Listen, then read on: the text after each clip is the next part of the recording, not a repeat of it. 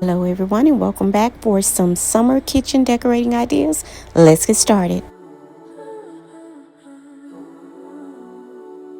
Next DIY, which is this lovely vase that I picked up because I am a avid pre-love shopper. I love shopping a good thrift store, garage sale, whatever it is. I love shopping it. But to protect the surface, I'm going to use this container here to put my paint in. Top here so that I can cover and get my brushes. And before I begin, I know this is something that I continue to have to be very conscious of, that there are those out there that still have yet to actually have bought something, even pre-loved, let alone, or something that they already owned, and have not actually tried to make it over, such as spray painting or hand painting it, which is what I'm going to do today. So I have to be very conscious of that because I still have people that actually tell me that. And so that's why sometimes you do go back, or I go back and I mention things like this before we start a project such as this. Those out there who are well versed in painting over a vase or using spray paint and such, maybe this part is not for you. You can speed ahead. I hope you don't stay and watch the entire video in its entirety. Please, ma'am, please, sir. For those of you out there who are just starting and you want to do a project such as this, and what I'm going to do, I'm going to paint it in a dark color because it's actually bamboo and it's been stained. So if I was painting this a lighter color, I wouldn't want to sand it or disturb the finish that's on there because it would actually bleed through. Bleed through is where if you disturb something like stain, because it may be oil based or it has these tannins in it, and they will come through the paint. They will show through the paint no matter how you try, no matter what you do, painting over it with layer after layer after layer, it will continue to bleed through. So with this one, I'm going with a dark color. And if you're going with a dark color, such as a dark blue, greens, whatever, if it's a darker color, you don't have to do that, and you don't have to disturb it. You don't have to sand it. With this project, I'm using a matte finish. A lot of these vases and things like that, you can use basic spray paint, or you can use things like acrylic paints that you can get from your local craft stores, your big box store, and pick this up, which is this one. This is Folk Art, and it's in black. It is pure black, actually, and it is in a matte finish. I don't want a shiny surface for this particular vase. It's a very easy project, and this is something that you could do in a moment's notice, something that you can quickly try, and you don't have to worry about messing it up. It's a vase. It's water-based paint. You can actually rub hard enough and it will come right off. Or you can give it just a light little rubbing with some sandpaper, not even that, and just go back over it. Especially if it's pre-loved, you can always go back in and you don't feel so bad because you only spent maybe $3-4 for it.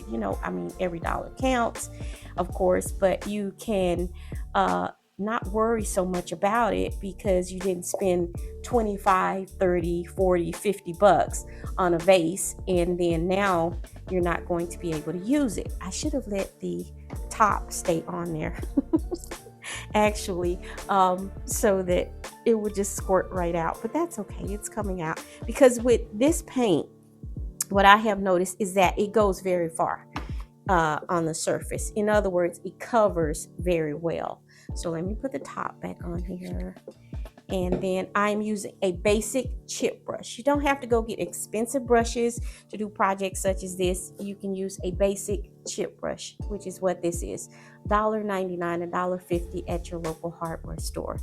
And you'll just dab it in with the paint. You can put you on some gloves, especially if you have those beautiful nails done. I don't have mine done. I usually polish them myself because I like to use my hands a lot. I work a lot with my hands and a lot of fabrics and such, which is linked down below in the description box. And so what I'm going to do is basically take it.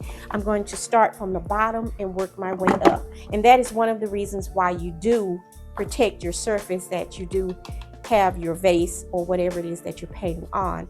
And so I'm going to start from the bottom and work my way up. There's no rhyme or reason for this because this paint lays very well, so you don't have to worry about it looking zigzaggy. So if you're going up and down motion, crisscrossing, you don't have to worry about that because it doesn't really show. It levels very well. But I'm going to, and just in case for your purposes, just go in one direction with it, either up and down or side to side. Very simple, very easy. And this is something that you could do for yourself because you don't want to spend another dime buying another vase when you have a 50, 150 of them laying around the house. And you just want to make over something that you already have in another color to fit the color scheme for whatever it is that you have going on for that season. We are quickly approaching the summer season officially, and so this is a great time to make over something, maybe even with a splash of color. But again, for this area, I am just going to add this grounding color to it and continue to go around it, and that's why I'm adding the black. Now, something you want to do, which is what I didn't do, I didn't pull, it was a new brush, and I didn't pull my bristles. So you need to do that as well, and then also wet it like you're conditioning it. And I didn't do that either. So excuse me, do as I say and not as I do. So I'm going to continue to go around the entire vase and paint it out, and then we'll finish this particular project. And I'm also going to be adding something to the chairs, a little pop of color, so stay tuned for the rest of the video. Watch it the entire way through. And don't forget, as we like to say, we don't say it every video, or at least I don't. Don't forget to like, comment, share, and definitely hit that subscribe button. And so you'll just continue to go all the way around your vase. Now, something that I really like about this particular paint, this acrylic paint, especially in the matte finish, this dries so quickly. It dries really, really fast. And I love that about the paint because, you know, some of us are anxious. We want to see our work and how it is looking and how it is turning out.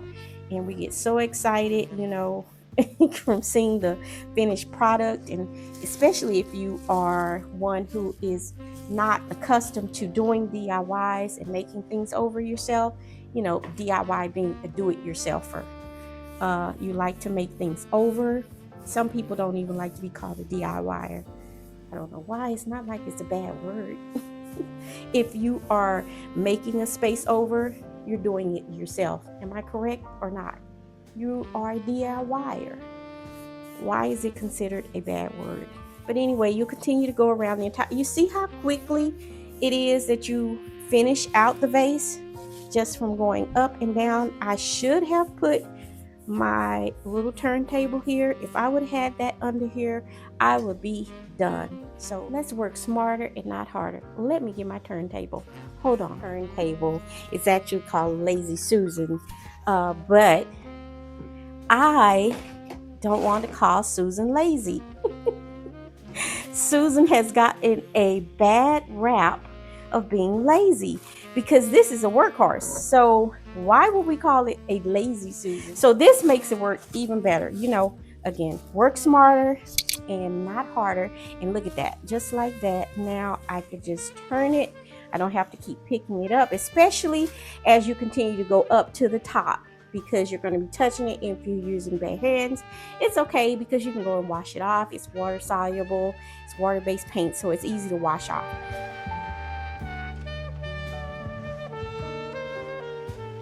And so here we go with the beautiful Summer Rose pillow cover fabric, and I like it because it has all of the blues. It has a little black, dark rich blue, very light soft mauve pinks, just to give you some beautiful variation for the summer season. And what I want this pillow cover to be is 15 inches wide, and I want it to be for the back, that's the width, and then I want it to be 9 inches high for the actual back because it's a lumbar pillow. So I don't need it to be any larger than that because, again, you're serving it for the purpose of the lower portion of your back. So you don't want it to be too huge going all the way up the back. You don't need the extra support because the back of the chairs are already high. So